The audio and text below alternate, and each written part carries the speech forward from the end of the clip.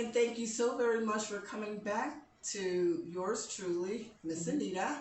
And today I have a special guest with me here, a good friend of mine who's a very good friend of my son. Her name is Marcine. I call her my daughter.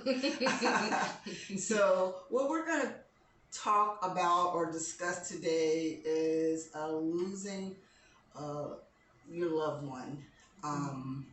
This is, I know I've talked a little bit about it earlier on about losing my parents, but just losing your loved one and how do we deal with the loss of it, and how we can find support through all of this.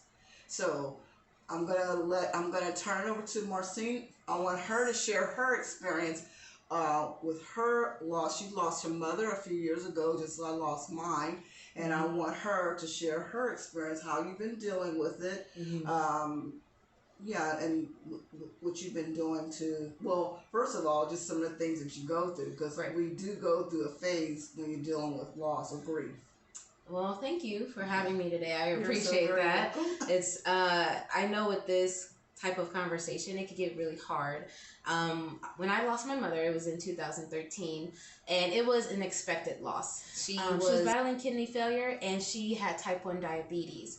And when you have diabetes, it can take a toll on your body, so the kidneys were failing.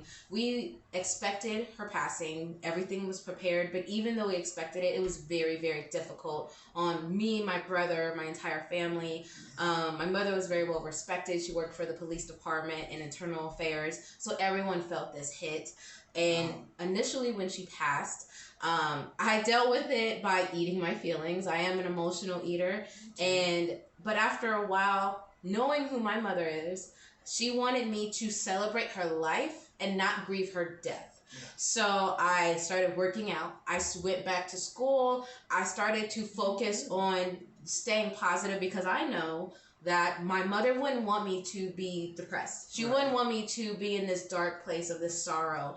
So with the loss of anyone, I highly suggest a really good support system. And if you don't have one, I know a lot of hospice centers specifically, say for example, Blue Ash in Cincinnati, Ohio has a really good hospice center, and they provide free counseling.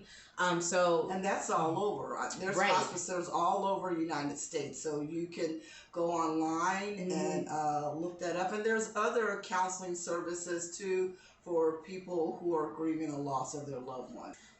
It's called Losing a Parent as an Adult, and I could definitely get that book over to you just so that you can see it as well. It has. What's the name of the book again? I believe it's called Losing a Parent as an Adult.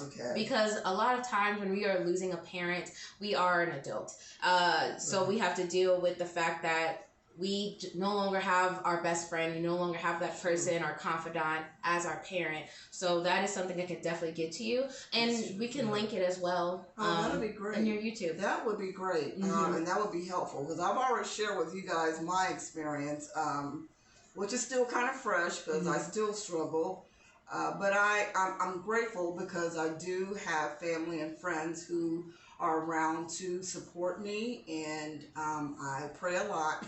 As I said, that gets me through. But yeah, some days are hard. I still find myself at times just want to stay in the bed and not get up. And like you were saying earlier, as far as emotional eating, yeah, me too. But my daughter is going to help me on this exercise. I got you. So I got you. We're going to work on that. We both suffer from loving chocolate a little too much. So sweets, period. Exactly. But anyway, so I know you going through the beginning stages of your grief, because I think there's different stages of.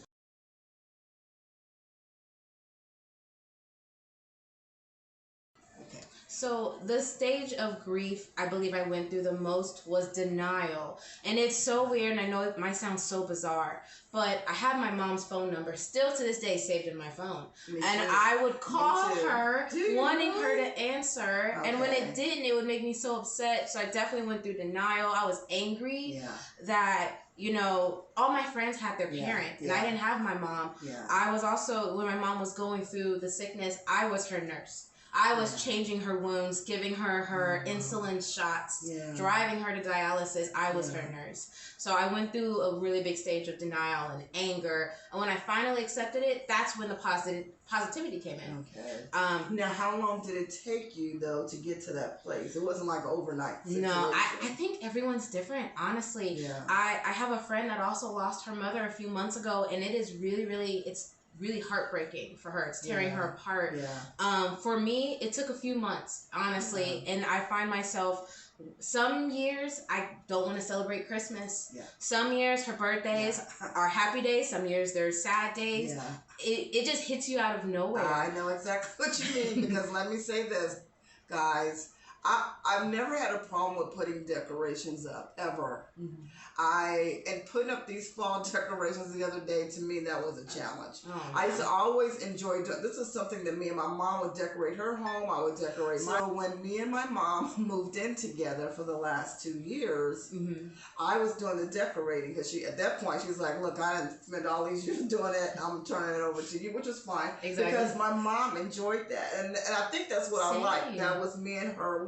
That was our thing. And so I would fix up the home, and like Christmas time, decorate which I'm gonna post on my time. I'm gonna post my trees and stuff over the years. But yeah, so this was really a challenge, and I now understood where my mom was coming from when my father, she did not want, she wasn't into it. Right. When my oldest brother passed away a few years ago, she was just, the thrill was gone, so to speak, and she just wasn't as interested. And I think it didn't affect me. I don't know why this time the losing my mom has really truly affected me more than, I lost my brothers, my dad, and though it hurt, I don't know why losing my mom is really, it's just different. It's that special connection that your mom who brought you into this world, and now she's gone. Yeah. Oh my God.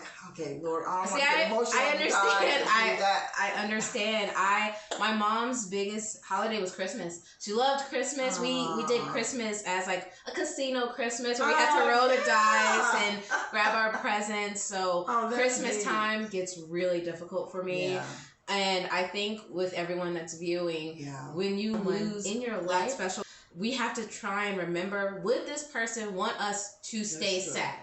That is very true. Would this person want us to not take care of ourselves, to, health-wise overeat or drink or start doing drugs? Would this person want us to do that? And oftentimes the answer is no. That's true. That person doesn't want us to be upset. I can hear my mom's voice telling me, "Anita, you need to get up, get dressed."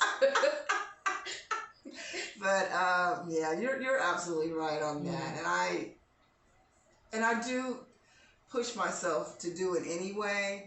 But even though I do, and it takes a while for me to get into it, but I guess the answer is start. Even if it's a small step, maybe it's a baby step. Just get both feet on the ground from your bed. That's a start, and then stand up. I know that sounds really silly, but sometimes you almost gotta talk your way through. Like, okay, now go to the bathroom. Okay, wash your face, brush it. You do this baby steps, but you do, because some days you're gonna have moments like this. Yes. And it's normal, and that's fine. Some days we don't want to do anything, that's completely fine, but we have to remind ourselves to get back up, to keep going for that person.